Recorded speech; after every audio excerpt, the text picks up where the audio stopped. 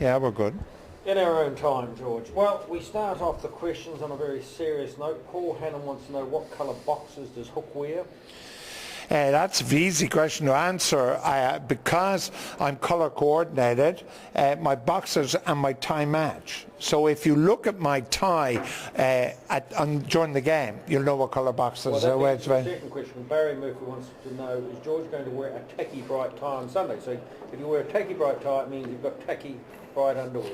I would never describe my ties as tacky. I think my ties are outstanding choices. We're in high definition. It's very important to remember. Explosion in the pizza shop. Yeah, we're in high definition, and I think my new selection of ties for the championship are in high definition.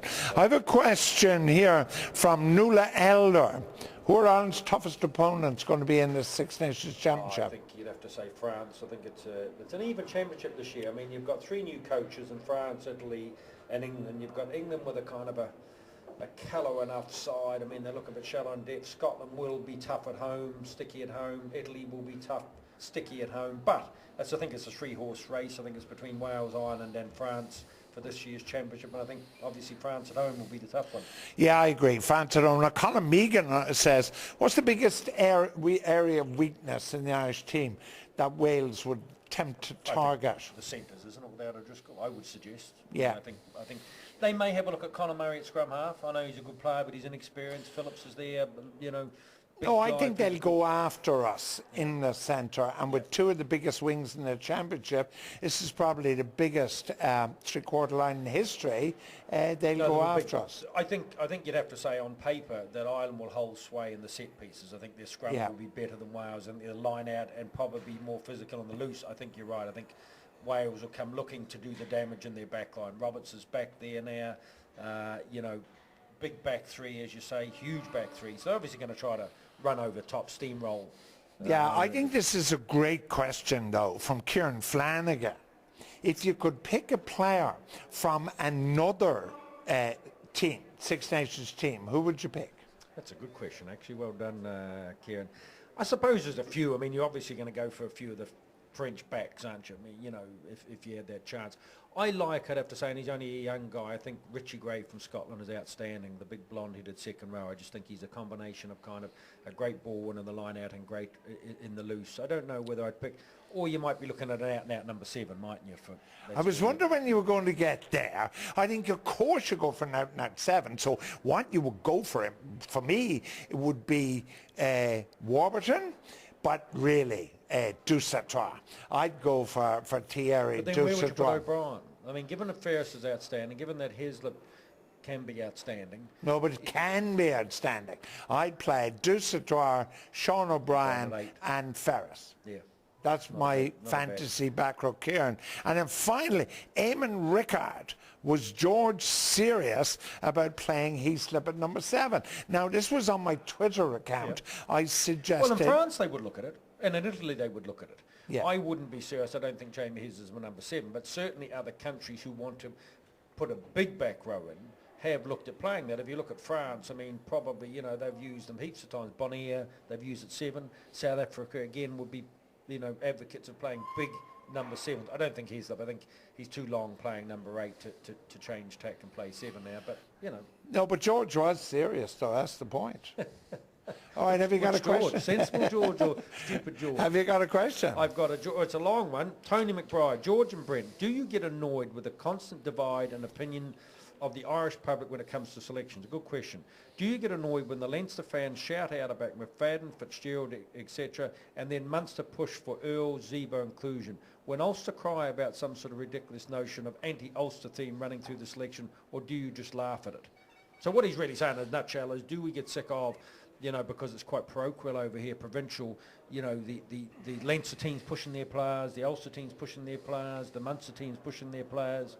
No, but in your home, Otago would be saying we should have so-and-so, and Wellington Not would be so saying... much though, George. Really? Not so much. I mean, you've been out in New Zealand. New Zealand will be pretty much see eye to eye about the selections. If they said, okay, Ali Williams or Brad Williams, there's not the same fervour for the provinces.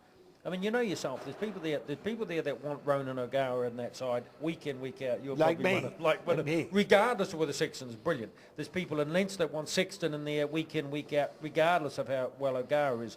There is certainly a lot more than that in other countries. But it's not. But I wouldn't worry about it, would you? Oh no, he's not worrying. He's just saying, do you get annoyed? No, we Not don't really. get It's just annoyed. I think it's part of the passion being associated with the province, isn't it? You know, the Munster people love Keith Earls, the Munster people love David Wallace, the Munster people love A, B and C, the Leinster guys love Sean O'Brien, the Ulster guys love Stephen Ferris. That's part of being proud of your province. What about, do you have another one there for me? Donna Ford, what province do you think Tommy Bowe will come back to, I presume? Well, I'd obviously be Ulster, I think. You would hope so, yeah. I see interesting enough. The only thing is, though, when you're looking at the selections by the various provinces, it's not like the old days where you had a residential or birth qualification for that province by and large. Now I think they're just 4 teams. Yeah. They're not 4 provinces. And it also depends on money, doesn't it, for a guy like Tommy Bowe. Whether or not Tommy Bowe will come back, definitely. I mean, he might go to France, although I see that James Downey is back for Munster, yeah. So I think they prefer on balance, to come I think he come back too. Yeah. Simon Lynch says Stephen Ferris at 4, Sexton at 12, O'Gara at 10. What do you think? No. I actually quite like the way you're thinking, Stephen. Simon, I think that Stephen Ferris, in a Brad Thorne kind of way, if there was another really good loose forward there. Now, if you had a Dusautoir or something, you could put a situation that Ferris would bring mobility. So I don't think it's stupid. 10 at 12, yeah, I don't think that's a silly suggestion as well. I think if you're a kicking game, gives you 2 kickers, a lot of teams around the world. Sorry I spoke. Yeah, no, it's just an opinion. All right. David Keeley. George, why are you so unhappy with Kidney's selection?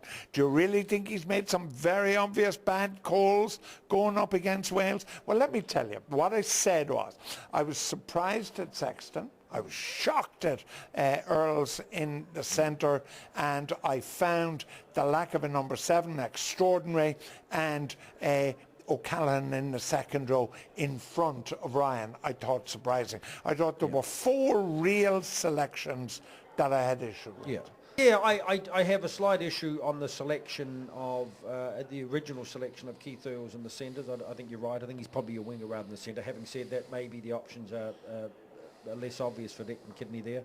I do certainly have a problem with going on form with O'Callaghan outsing Ryan in the second row, because I think if you're going to go on form, then he's been keeping him out of the Munster side, so why start him for the Irish side? I don't agree so much with Sexton. I don't agree with so much with O'Brien. You've got to have O'Brien in there somewhere, so who do you drop out? I mean, the form has improved a lot since the World Cup or before the World Cup, so I think, I think you've been a bit harsher on Kidney selection, but we can have a good row about that on the weekend. Ben Finnegan wants to know about Zebo. I think Zebo is too inexperienced at this stage to be talking about him playing for Ireland. His defence isn't up to international standard, I would suggest. He's very quick. I mean, I think Zebo at the moment is a sprinter playing rugby. He's got to get more rugby. Yeah. I think that's a good point. I think it's a great analogy of him. I'd have to say, if he's out there listening, or he probably not, or if his friends are, I don't like the socks down kind of thing. I never have. I mean, I know Dean Richards did it, but it kind of shows me, and you remember we said years ago, it's the same as about having clean boots and having your socks up. And I'm sure he's proud to play for Munster, and I'm sure he's absolutely proud to be involved in Ireland. But if you can, if it's a superstitious thing, I know, but it looks messy, doesn't it? No, I'm with you absolutely 100%. I think if you look like a team, you have a reasonable chance of playing like one. If you don't look like a team, there's a reasonable chance you won't play like one. I always remember years ago a quick story about Colin Meads, who was coach of a manager of an under-21 side, and a guy went down and got his hair dyed or something, and when he came back to Meads, just put out the hand and said, go back to the hairdressers, get it changed or you won't be playing. So look, there's a bit of a scope. It may be a superstitious thing, but it looks disrespectful on the park. But yeah, he's a good player. Okay, the women are coming in with some questions. Of course, coming from women, they're tough questions. Niamh Barron says, are there any players you would have chosen to be in the Irish squad that Kidney hasn't picked? Yeah, probably not the squad. If we're talking about the team, she's got squad. I mean, most of them are covered in the squad because they start off with about 50 players. But I'm thinking about the team. I know we have differences on the team, so I think, O'Gara, Sexton, but not really. Is there anybody out there that... No, I think, contrary to some opinions, I think Kidney has quite a small group to pick from. And when he gets down to the 22, he's by and large dotted all the I's and crossed the T's. Omani Munster's course coming to that. He's sort of broken into that, isn't he? And he's in the 22. He's in the 22, and I think it's well deserved. So I think that other than that, there's no one, just trying to think around, really, there's nobody that's been absolutely outstanding. No. That you'd say, look, has to be in. No. Aideen Doyle. Aideen says, how big a loss will O'Driscoll be? Well, not really, because Brian O'Driscoll is not a good player at all. He's probably been a bit overrated over the years. There'll be no loss. No, absolutely. I mean, O'Driscoll has been the backbone of this Irish team and is one of the world's greatest players and will remain one of the world's greatest players till the end of time. I mean, you just don't create players, like that overnight. So the answer, Aideen, he will be a huge loss. But Brian O'Driscoll, over the last 12 months, when he was clearly carrying an injury, Brian O'Driscoll is better now trying to get himself back to 100% than continuing to play at especially as you get a bit older, because, if you get a bit older, he's probably got, I know there was even the pace today suggesting that he'd be around for the next World Cup. I would say, just say hogwash. I don't think a back at 37, 38 he wouldn't do himself justice for a start, because you'd like to see him go out on the top. I think he'll probably aim at that next year's line. So I'd be surprised if he didn't come back, play later this season for Leinster, aim for the New Zealand tour at the end of the year, aim for that Lions, whether he makes it or not, aim for that Lions tour next year in 2013, and then that would be a nice time, at 34, 35, to say, look, enough is enough. But hey, we're not O'Brien O'Driscoll, and Well, that's true. And, anybody else? Take this, so nap off. Take two. Take two.